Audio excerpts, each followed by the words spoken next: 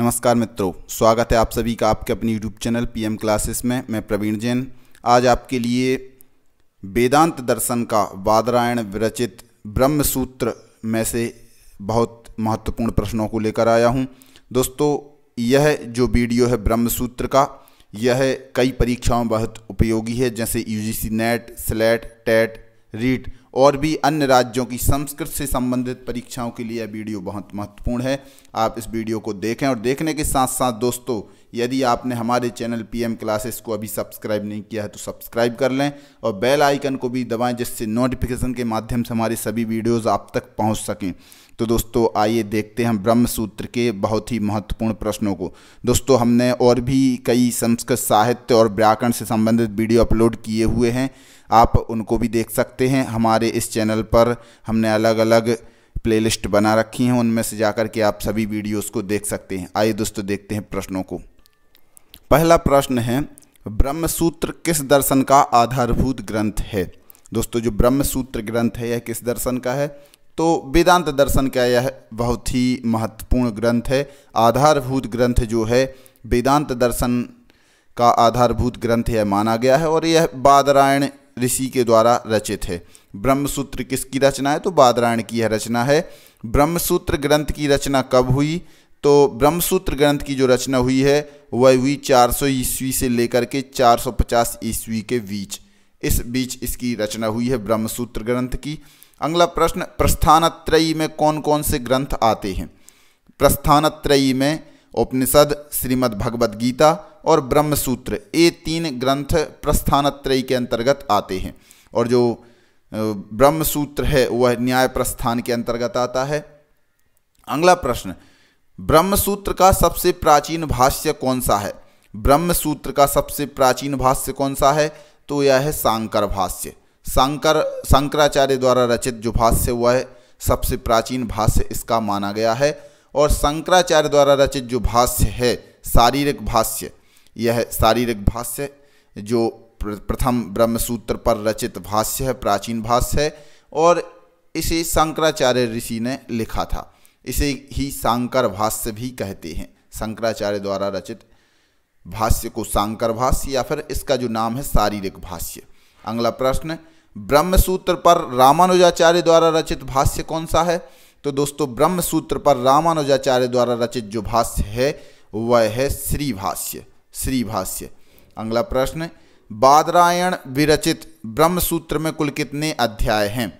बादरायण विरचित ब्रह्मसूत्र में कुल कितने अध्याय हैं? तो इसमें 4 अध्याय हैं दोस्तों, 4 अध्याय। अगला प्रश्न, ब्रह्मसूत्र में 4 अध्याय के नाम क्या हैं? जो ब्रह्मसूत्र में 4 अध्याय हैं उनके नाम क्या हैं?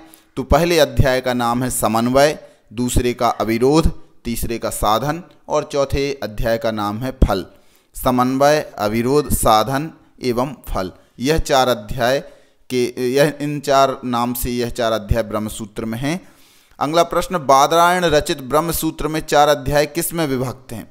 तो ये जो दोस्तों चारों अध्याय हैं यह पाद में विभक्त हैं, पाद में। ब्रह्मसूत्र के 4 अध्यायों में कुल कितने पाद हैं? तो प्रत्येक अध्याय में 4 पाद हैं और प्रत्येक अध्याय में 4 पाद होने से इसमें कुल 16 पाद हैं, 16 पाद इसमें कुल हैं। अगला प्रश्न, बादरायण कृत ब्रह्मसूत्र में कुल कितने सूत्र हैं? तो बादरायण कृत ब्रह्मसूत्र में कुल सूत्र हैं 555 सूत्र कुल हैं। कृष्ण द्वैपायन कृत ब्रह्मसूत्र में कुल कितने अधिकरण हैं? दोस्तों, यह दूसरा ब्रह्मसूत्र है, कृष्ण द्वैपायन के द्वारा रचित है और कृष्ण द्वैपायन द्वारा रचित जो ब्रह्मसूत्र है उसमें 191 अधिकरण हैं।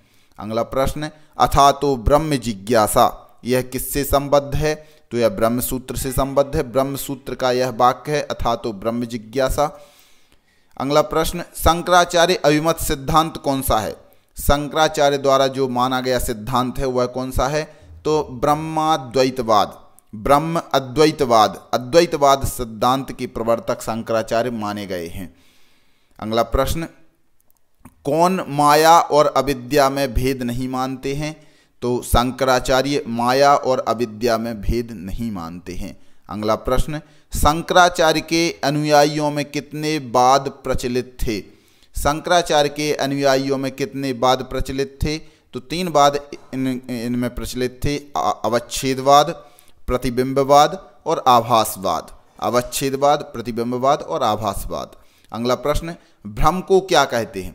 तो भ्रम को ही अध्यास कहते हैं। भ्रांति वाला जो ज्ञान है वह अध्यास कहलाता है, मतलब मिथ्या ज्ञान को अध्यास कहते हैं। अगला प्रश्न, अध्यास कितने प्रकार का है? तो अध्यास 2 प्रकार का है, सादी और अनादि। सादी मतलब जो आदि से सहित है, और अनादि मतलब जो आदि से सहित नहीं है। ऐसे सादी और अनादि दोनों प्रकार के अध्यास हो सकते हैं। मतलब एक तो जो अभी हमें गलत मिथ्या ज्ञान हुआ है, जो शुरुआत को लेकर हुआ है, आदि से सहित है, और एक जो हमें अनादिकाल से मिथ्या ज्ञान चला आ रहा है, वह अनादि।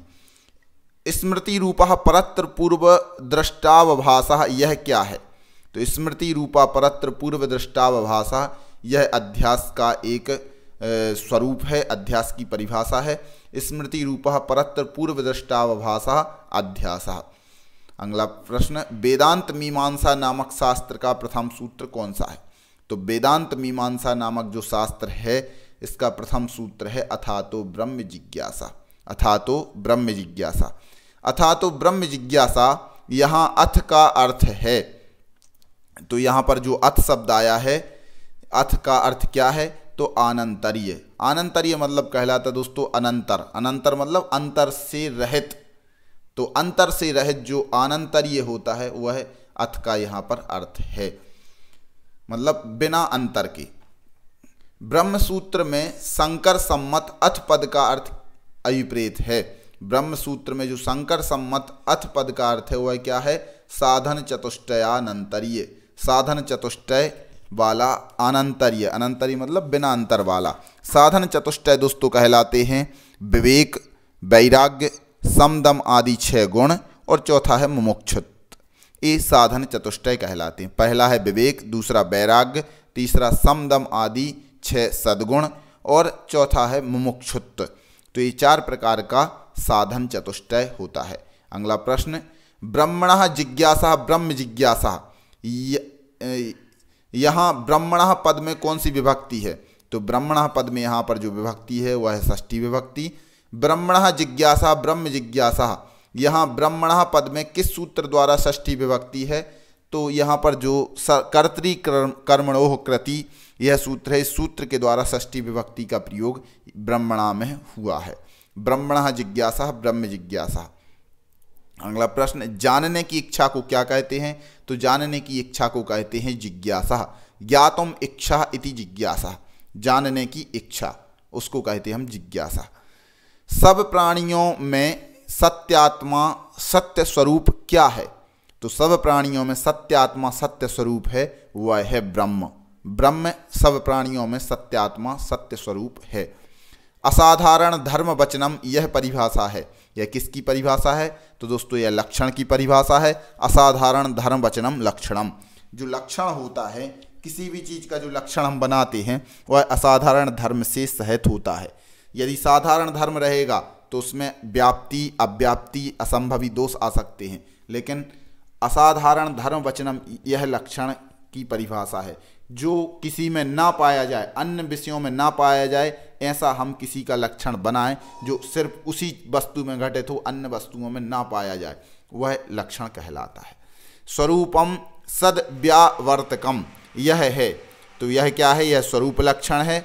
स्वरूपम सद्व्यावर्तकम, यह स्वरूप का लक्षण है। अगला प्रश्न, लक्ष्य से अन्य होकर जो भेदक हो वे लक्षण होते हैं, तो वे तटस्थ कहलाते हैं। लक्ष्य से अन्य होकर मतलब जिस वस्तु का हम लक्षण बता रहे हैं उस लक्ष्य से अन्य होकर जो भेदक हो, मतलब अन्य में भी पाया जाए, वे लक्षण कैसे कहलाते हैं? तो वे तटस्थ लक्षण कहलाते हैं। अव्याप्ति अतिव्याप्ति से दूषित होते हैं। ब्रह्म सूत्र में ब्रह्म का तटस्थ लक्षण है। ब्रह्म सूत्र में जो ब्रह्म का तटस्थ लक्षण है वह है जन्माद्यस्य यतः। जन्मादि अस्य यतः, मतलब जिसका जन्म आदि में जन्म हुआ है, इस प्रकार जन्म आदि जिसके हुए हैं वह लक्षण यदि बनाया जाए तो यह तटस्थ लक्षण कहलाता है ब्रह्म का। जन्म आदि इस सूत्र के प्रथम पद में समास है, तो इसमें बहुब्रीहि समास है। जन्मादि अस्य यतः, यहाँ पर जो समास हुआ था यह बहुब्रीहि समास है। जगत का कारण किसे माना गया है? तो जगत का कारण जो माना गया है वह ब्रह्म को माना गया है। ब्रह्म को जगत का कारण माना गया है। ब्रह्म सत्यम जगन मिथ्या, इस प्रकार भी कहा गया है। लक्षण कितने प्रकार का है? लक्षण कितने प्रकार का होता है? तो लक्षण 2 प्रकार का होता है, स्वरूप लक्षण और तटस्थ लक्षण, जो अभी ऊपर हम बता चुके हैं। तो स्वरूप लक्षण जो कि सही लक्षण है और तटस्थ लक्षण जो कि दूषित लक्षण होता है। अगला प्रश्न, दोनों लक्षण के अंतर्गत तो आते हैं, लेकिन लक्षण के 2 भेद हैं, एक स्वरूप लक्षण और एक तटस्थ लक्षण। कादाचित कत्वे सति व्यावर्तकम यह है, तो यह तटस्थ लक्षण का तटस्थ लक्षण की परिभाषा है। कादाचित कत्वे सति व्यावर्तकम, यह तटस्थ लक्षण है। यतः पद किसका निर्देशक है? यतः पद जो है किसका निर्देशक है? जो अभी हमने यतः किया था, जन्मादि अस्य यतः, इस प्रकार बहुब्रीहि समास किया था, उसमें यतः किसका निर्देशक है? तो यह कारण या निमित्तोपादान का यह निर्देशक है। जन्माद्यस्य यतः, इस सूत्र के भाष्य में शंकराचार्य ने ब्रह्म ज्ञान को क्या माना है? तो ब्रह्म ज्ञान को सिद्ध वस्तु विषयक माना है। जन्माद्यस्य यतः, इस सूत्र के भाष्य में शंकराचार्य ने ब्रह्म ज्ञान को सिद्ध वस्तु विषयक माना है। अध्यास का तात्पर्य क्या है? तो अध्यास का तात्पर्य अज्ञान या अविद्या से है। अध्यास का तात्पर्य है अज्ञान या फिर मिथ्या ज्ञान या अविद्या या भ्रांति वाला ज्ञान, भ्रांत ज्ञान, तो उसे अध्यास कहते हैं।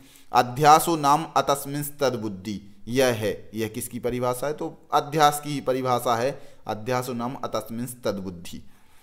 पुत्र भार्यादिषु विकलेषु सकलेषु वा अहमेव विकलः सकला वा इति, यह किसका उदाहरण है? तो यह अध्यास का ही उदाहरण है दोस्तों। अगला प्रश्न, अनिर्वचनीय ख्याति, यह सिद्धांत किसका है? यहाँ पर कुछ ख्यातिवाद भी है जो कि अलग अलग आचार्यों ने माने हुए हैं, और किस दर्शन ने कैसे किस ख्याति को माना है, इसके लिए भी यह प्रश्न बहुत ही इंपॉर्टेंट है। कई पेपरों में पूछे भी गए हैं, यूजीसी नेट में अधिकतर यह पूछे जाते हैं एक न एक प्रश्न, तो इनको आप जरूर अच्छे से कर लें। अनिर्वचनीय ख्याति जो है यह सिद्धांत है शंकराचार्य का, और वेदांत दर्शन के शंकराचार्य हैं।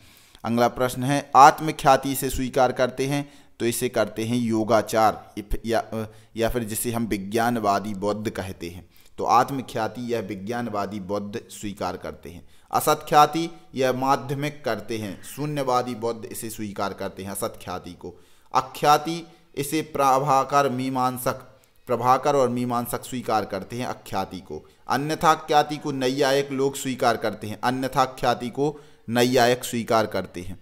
ब्रह्म के यथार्थ स्वरूप के ज्ञान में प्रमाण किसे माना है? ब्रह्म के यथार्थ स्वरूप के ज्ञान में प्रमाण किसे माना है? तो ऋग्वेद आदि शास्त्रों को। अगला प्रश्न, शास्त्र योनित्वात्, यहाँ योनि शब्द की कारण एवं प्रमाण परक द्व्यर्थकता के आधार पर व्याख्या प्रस्तुत की है। तो किसने प्रस्तुत की है? वह शंकराचार्य जी ने। शास्त्र योनित्वात्, यहाँ योनि शब्द की कारण और प्रमाण परक द्व्यर्थकता के आधार पर व्याख्या शंकराचार्य जी ने प्रस्तुत की है। अगला प्रश्न, शास्त्र प्रमाणकम यह क्या है? तो यह ब्रह्म कहलाता है। शास्त्र प्रमाणकम यह ब्रह्म का स्वरूप है। अगला प्रश्न, ब्रह्म भावश्च मोक्षः यह क्या है? तो यह मोक्ष का स्वरूप है। ब्रह्म भावश्च मोक्षः। ब्रह्म भाव या ब्रह्मावगति को क्या कहा गया है? तो ब्रह्म भाव या ब्रह्मावगति को ही मोक्ष कहा गया है। नित्य शुद्ध ब्रह्म स्वरूप वाला है। तो नित्य शुद्ध ब्रह्म स्वरूप वाला कौन है? तो वह है मोक्ष। नित्य शुद्ध और ब्रह्म स्वरूप वाला मोक्ष है। मोक्ष को उत्पाद्य कौन नहीं मानते हैं? तो मोक्ष को उत्पाद्य नहीं मानते हैं शंकराचार्य। शंकराचार्य जी मोक्ष को उत्पाद्य नहीं मानते हैं। अद्वैत मत में ख्याति है, तो अद्वैत मत में ख्याति है अनिर्वचनीय ख्याति, अनिर्वचनीय ख्याति। इस प्रकार दोस्तों मैंने आपके लिए ब्रह्म सूत्र से संबंधित अति महत्वपूर्ण प्रश्नों को बताया। दोस्तों वीडियो कैसी लगी आप कमेंट बॉक्स में जाकर के जरूर बताएं। और दोस्तों हमारे अन्य वीडियोस भी जो कि संस्कृत साहित्य व्याकरण और वैदिक भाग से संबंधित हैं, आप ऐसे वीडियो को देखना चाहते हैं तो हमारे प्लेलिस्ट में जाकर के सभी वीडियोस को देख सकते हैं और अपना अध्ययन अच्छी तरीके से कर सकते हैं। दोस्तों, आपने हमारे चैनल पीएम क्लासेस को अभी तक सब्सक्राइब नहीं किया है तो सब्सक्राइब कर लें और बेल आइकन को जरूर दबाएं, जिससे नोटिफिकेशन के माध्यम से हमारे वीडियोज़ आप तक पहुँच सकें। वीडियो को लाइक करना ना भूलें। धन्यवाद।